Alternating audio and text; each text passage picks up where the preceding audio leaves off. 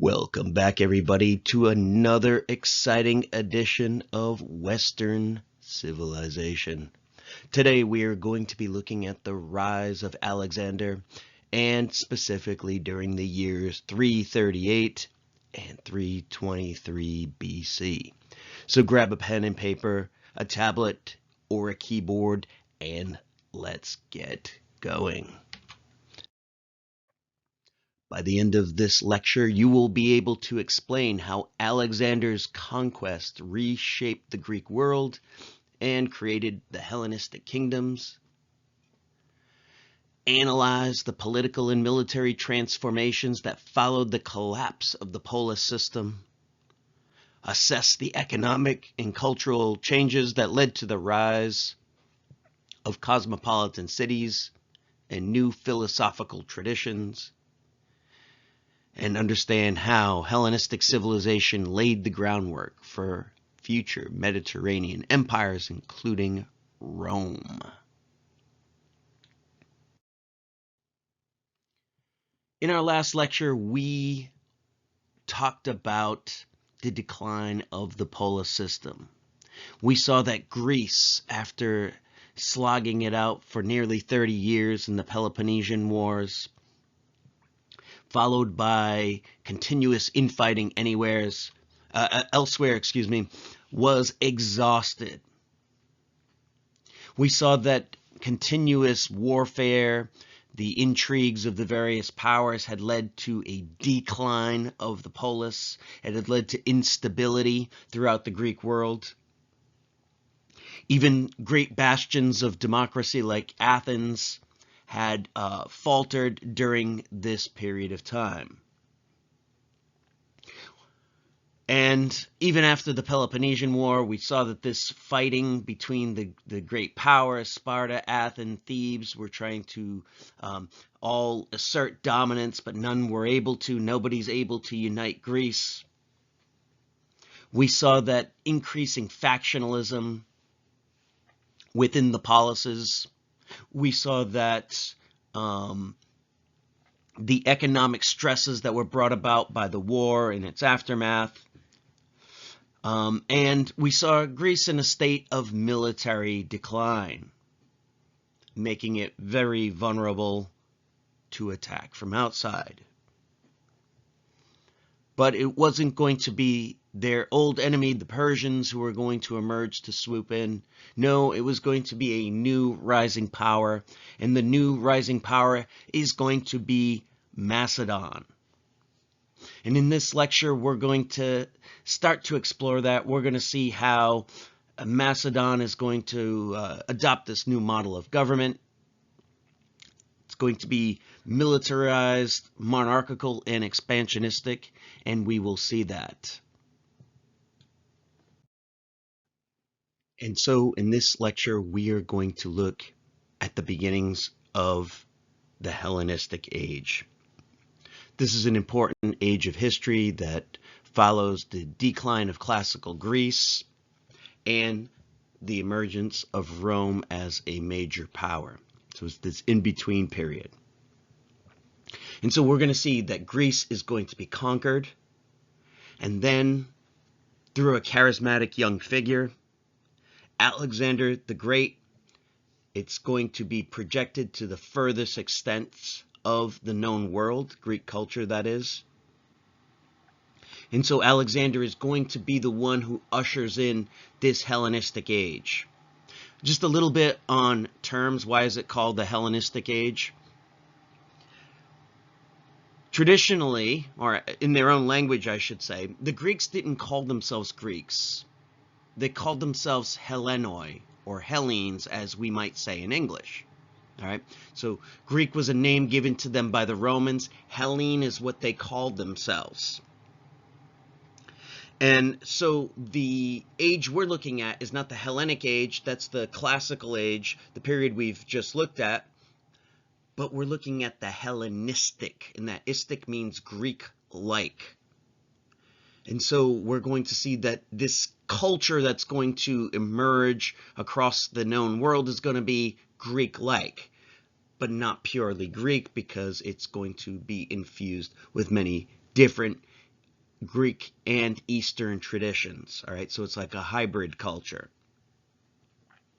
And we're going to see that the Greeks themselves are going to have to adapt to this new world. They're going to have to come up with new political and new cultural realities.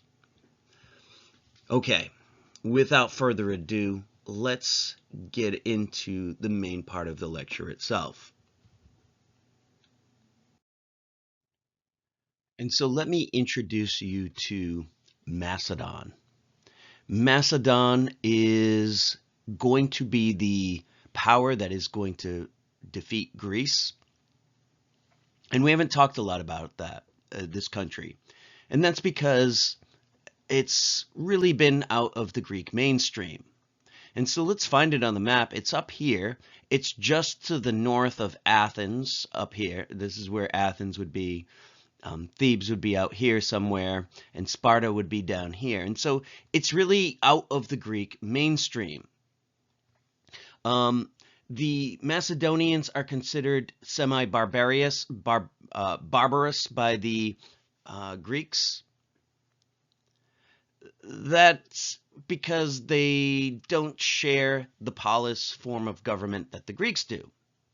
They speak a language that's similar to Greek, a dialect of Greek perhaps. It's one of those situations where the Greeks can't understand the Macedonians, but the Macedonians can understand the Greeks. This area does have several advantages. It's a large area. It is has a lot of resources, a lot of natural resources, grain and food and mineral wealth. And so it does have that going for it. But politically, it's really in a state that's more similar to the Homeric Greeks, the Greeks of maybe the Dark Ages, let's say. It's a warrior society. They don't have city-states. They don't have democracy. They don't have government. What you have is you have a powerful king. You have an elite warrior class called the King's Companions. They're the cavalry. And they're really similar to the world of Achilles and Hector in many ways, and less similar to the world of Pericles and the Athenian democracy. Well, that was until the rise of this man, and this is Philip II of Macedon. And Philip is going to emerge around the mid-4th century in Macedon as its king. He had spent his childhood in Greece, and he had learned a lot from it, and he became a great admirer of Greek culture. And so his goal upon coming back to Macedon and becoming king was to blend this warrior style culture with the new Greek rationalism that was beginning to emerge. And so he was going to to maintain his personal warrior band ethos, maybe symbolized down here by the Macedonian cavalry. And he was going to keep these companions to the king as the core of his military, but he was going to combine it with what he had learned down in Greece and how the Greeks fought, namely in the phalanx, except he was going to improve upon it. This down here is the Macedonian phalanx. And it's different because the Macedonians use a sarissa spear. And this is going to be this long spear that can go up to about 18 feet in length. So it's a very long spear, you know, like, and he was going to combine this, and this would allow even the men in the back of the phalanx to be, you know, their spears to be effective, right? They could go right through the ranks. it was going to be very difficult to go up against. Contemporaries describe it as like a gigantic porcupine coming at them. He was also going to bring back the latest in siege warfare. He had noticed that when the Greeks fought, oftentimes they had to rely on a siege that could take years, but he brought back some engineers and this new siege technology that would allow for ballistics. And so in these would allow him to knock down walls quickly and not get bogged down in years and years of warfare. And so in contemporary military terms, we would say he was pioneering mixed arms warfare, right? Where you've got different parts of the military that work together. And so Philip was a bit of a military genius, and he brought all these things together. But he was also a military genius in the sense of diplomacy, because having lived in Greece, he understood how much the Greeks hated each other. And so he was able to exploit internal divisions. And so Philip would always go and he would back whoever the oligarchic faction in the polis was. And he would favor them over the democracies. And in this way, he would gain control over that democracy by backing whoever the oligarchic faction was. And he was also very savvy at building alliances with different Greek city-states because he understood that they hated each other more than they would hate outsiders. And so Philip began to expand his territory with his new military. And with Macedon's unified government now under Philip, with his new technology, the broken polis system was really no match for Philip's war machine, and he quickly began to expand from the Macedonian core over here. He expanded to the north, gaining even more territory up in an area called Thrace, and then moving down into the area around northern Greece. The Greeks didn't pay too much attention to him at first, but by 338 it became obvious that Philip had designs on all of Greece. And so finally the Thebans and the Athenians managed to create a united front at the Battle of Chaeronea, which is up over here. Oh, it's right over here. And that was going to be in 338. Athens and Thebes, two of the great powers, against Philip. Philip is commanding the right flank. His young 17-year-old son is commanding the left flank. And that day, father and son, like hammer and anvil, smash the Greeks. This is going to put an end to Greek resistance. Athens and Thebes are going to fall to Philip, as will most of Greece. And this really is the end of an era. The Greeks will no longer be able to effectively resist Philip. The days of the citizen soldier are going to come to an end. They are going to be replaced by professional armies, like we've seen in the Middle East occur. We're going to see the end of democracy. Philip is going to sweep away all the democracies and replace them with oligarchies. The following year, in 337, Philip creates the League of Corinth, where he forces all the Greek city-states into an alliance, and so they have no real independence anymore. They're now led by pro-Macedonian oligarchies, and we transition from the days of the city-state, the polis, to centralized monarchical rule. Well, unfortunately for Philip, he doesn't last long after this.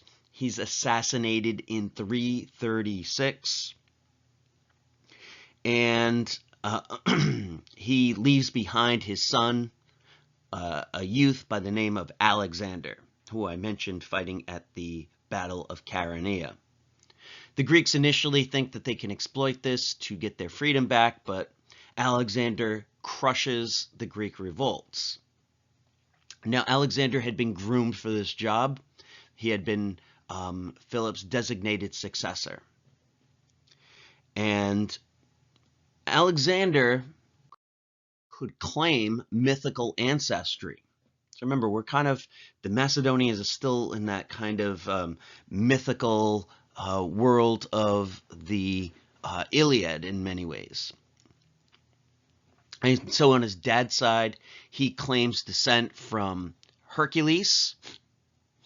And on his mom's side, he claims descent from Achilles, the Greek hero of the Iliad. And in many ways, he sees himself carrying on the conquest of these two great heroes. That's kind of what he's raised with. His father also got him the best education. He was tutored by Aristotle, the Aristotle.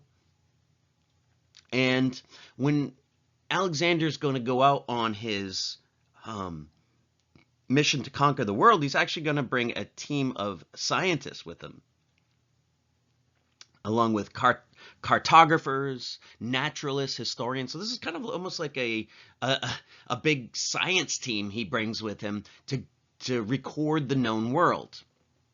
And so he's going to unite conquest with knowledge, as he's going to seek to understand what's out there. Well, his campaign begins as he crosses the Hellespont, this waterway here, over right near where Troy was, by the way, coincidentally. And he's going to engage in a bunch of battles. There's the Battle of the Granicus River, where the Persians are going to come, the satraps of Persia are going to try to stop him. He's going to defeat them, and it's going to give him access to Asia Minor, where he's going to liberate some of the Greeks that's there and begin to conquer territory. In 333, he has his first major battle against the main part of the Persian host. And in 333, at the Battle of Issus, down here, right at the border of modern-day Turkey and Syria, he is going to defeat King Darius in a pretty epic battle.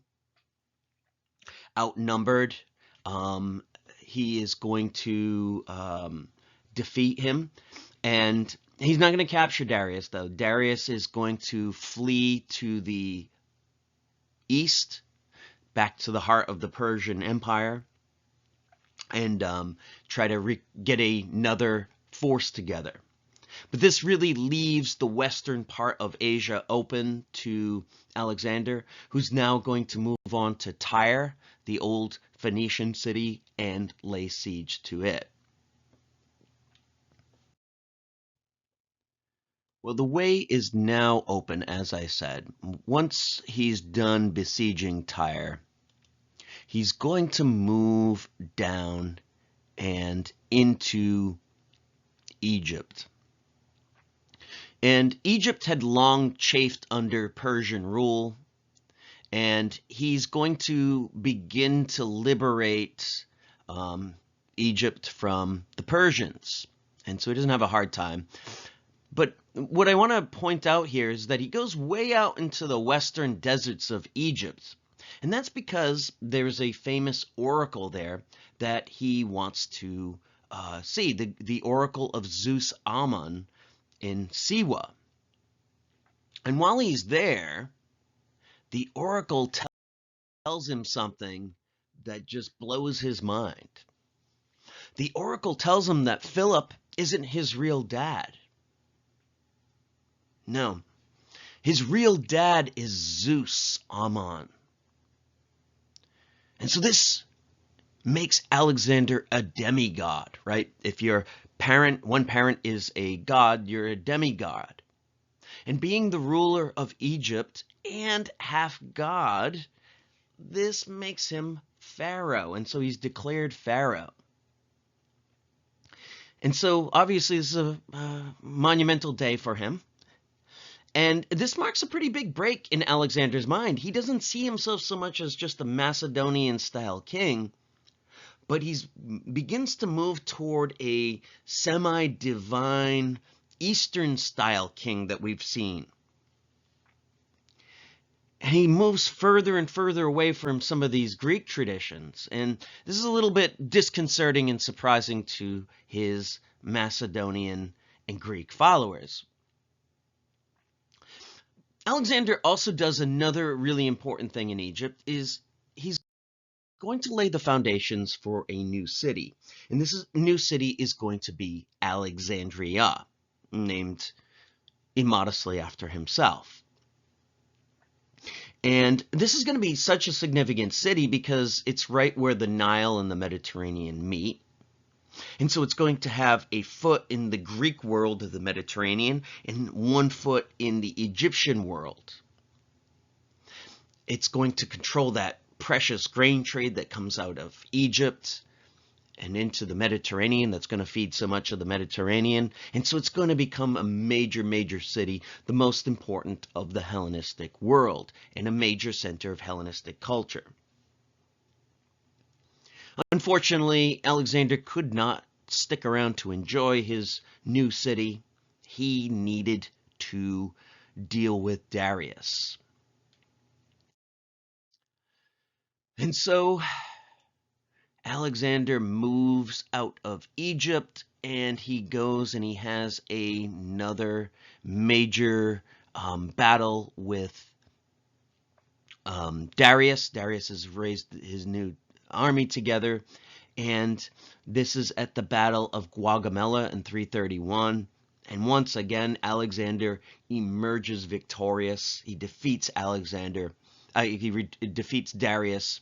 And this really opens the way up to the Persian heartland. By the way, Darius has escaped again. He's moving further and further east to try to salvage what's left of his territories. But Alexander moves in first to Babylon, where he's hailed by the priests of Marduk as semi-divine. He moves into the Persian, one of the Persian capitals of Susa. And finally, he goes and into the Persian capital of Persepolis. And he torches Persepolis when he gets there, burns the city to the ground. And supposedly this is in revenge for the Persian sack and siege of Athens during the Persian Wars.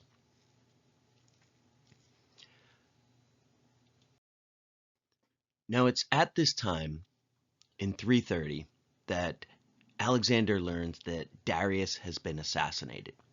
He gets assassinated by one of his nobles who doesn't think Darius is obviously the right guy for the job anymore. He wants to try to salvage what's left of the Eastern Persian Empire.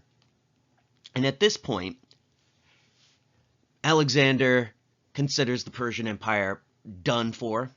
And so he begins to fashion himself as the King of Kings, which was the old Persian title. He begins to wear Persian robes, and he begins to follow Persian court ceremonies while he's in Persepolis. And he even begins to reach out to some of the Persians that are now starting to become loyal to him. He encourages this idea of prostration. This is the Persian tradition where you bow down, face to the ground in front of the king. And he encourages this now in his presence. And so he's really beginning to step into this role as an Eastern-style monarch. And he begins to reach out to Persian administrators. He wants to use Persians wherever he can to begin to help him rule this new empire that's beginning to form. And he encourages the marriage between Greeks and between Persians. And so he's really starting to break from this tradition of hostility to the Persians and trying to bring them into, these two peoples that have been hostile together. And he even begins to bring some Persians into his military. And this is way, way too much for his Macedonian and Greek followers, who really don't like what they're seeing with Alexander. They're still steeped in the tradition where the Persian is the enemy. They're still steeped in this idea that there's a separation from the Greek and from the barbarian. That's what they would call a Persian, a barbarian, a non-Greek. And they resent this. They don't want these people getting close to Alexander, especially as companions, right? This is a privileged position that they have as companions to Alexander. And they are very furious by this. They refuse, obviously, to bow down to him. They don't like his divine pretensions. And they don't want a new ruling elite. They want to be the elite. And so this causes a real rift. Now, Alexander is going to push even deeper into Persia, though. Alexander leaves Persepolis, Ecbatana, and the Persian heartland, and he goes deep into eastern Persia. And this is way, way out there. We're now in Central Asia. We're in areas that would now be Afghanistan, Turkmenistan, up in these areas. He's in the foothills of the Hindu Kush, and he makes it to the Indus River. And these are really hard battles because he's fighting the whole way against Central Asiatic nomads, Afghan tribesmen, and even Eastern West Indian potentates that come at him with elephants. And so this is very hard fighting. And at the Battle of Hephaestus, his troops finally say, enough, we've had enough, we're not going to go any further. Alexander's goal is to conquer the world, and so his plan is to go cut straight through India to whatever is beyond India. This is where the Greek knowledge starts to break down. He didn't realize that there was China and quite a bit beyond that. And so his troops say, no, we're not going any further, and they mutiny. And so Alexander is furious, but he has to march back to the west. And so he takes this long, hard route through the desert. But his campaigns are essentially over at this point. And he sets up shop in Babylon. That's where he's going to rule out of. Except he doesn't rule for very long. Because in Babylon, he gets ill. Possibly a fever, possibly poisoning. And he's been too busy fighting his whole life. He doesn't have any successors who are ready to take the throne. And so his men gather around him as he's dying in bed, his companions, and they ask him, they say, Alexander, which of us do you want to succeed you? And his last words are, the strongest. And so, in other words, whoever can take it. And then he dies in 323, creating a power vacuum in his wake. And so we'll explore this in much greater detail in a later lecture, but I just want to mention here that his empire is going to fragment. It's really too big to govern. He doesn't have a successor, and his top generals are going to fight over it and divide it into monarchies. And we're going to see that 3 major monarchies are going to emerge from this. They will be Ptolemaic Egypt down in the south over here. The largest part that comprises the old Persian heartland is going to be the Seleucid Empire here. And then way over, that's mostly going to end up with Macedon, you're going to have the Antigonid dynasty over here. But the thing to emphasize is that these are monarchies, all right? The polis system of government that had been so central to the Greek world is essentially kaput. It is dead. Civic government is never going to recover in the Greek world. And the name of the game throughout the Hellenistic period is going to be monarchy. And we're going to see that many of these kings, at least maybe not the Antigonid so much, but definitely the Ptolemies and the Seleucid, are going to adopt these Eastern traditions, where the king is going to be this semi-divine, semi-godlike character. This elaborate Eastern court ritual is going to be part of it. And so we're going to see a shift in identity. Greek culture is going to spread out. Greek science, Greek art, Greek literature is going to fan out, but it's now going to be in the hands of these monarchies. It's not going to be closely associated with the polis like it did. It's going to be part of court culture now, imperial elite culture, all right, rather than an expression of popular will or the particular city like it had been in Athens, let's say, during its golden age. And so we're going to see this synthesis. Again, Hellenism is a synthesis. Hellenistic, like I said, means Greek-like. And so it's going to be a fusion of sorts. Greek language, yeah, that's going to spread east. Greek philosophy, you'll see people in Egypt discussing Greek philosophy, and Greek institutions will spread to the east. And there it will blend with these Eastern traditions. Like I said, this idea of the ruler cult, you can see this is clearly a Macedonian person, but he's dressed in Egyptian garb. All right, this would have been one of the Ptolemy rulers over in Egypt. Greek art and architecture is going to mix with Persian and Egyptian forms as well. And so it's, like I said, a hybrid of sorts. And we're going to really see this in some of these new cities that emerge. They're going to have big Greek populations, but they're also going to have populations from all over the world.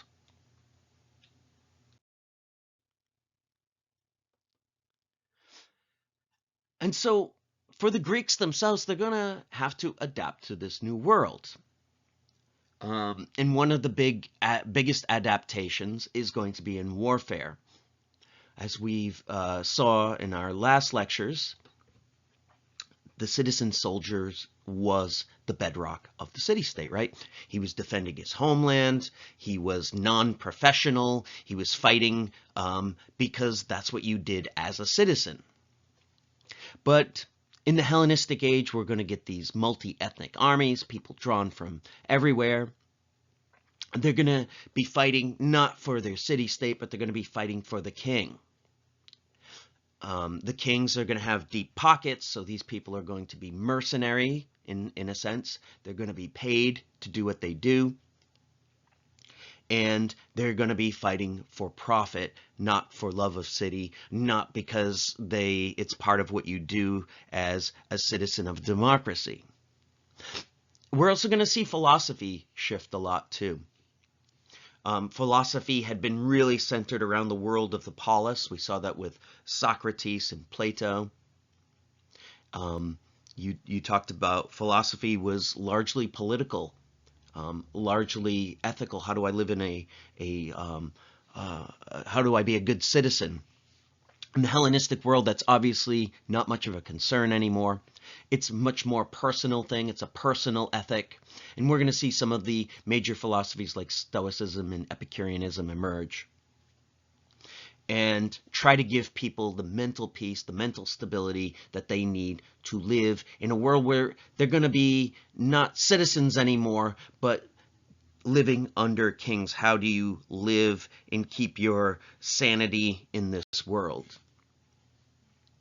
And so looking forward, we're going to delve deeper into Hellenistic culture in our next lecture.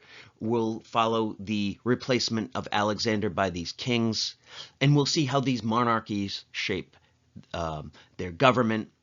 We'll see the rise of Hellenistic cities, and we'll look as this blended culture emerges. And so that does it for this lecture. I will see you next time as we get into the Hellenistic world.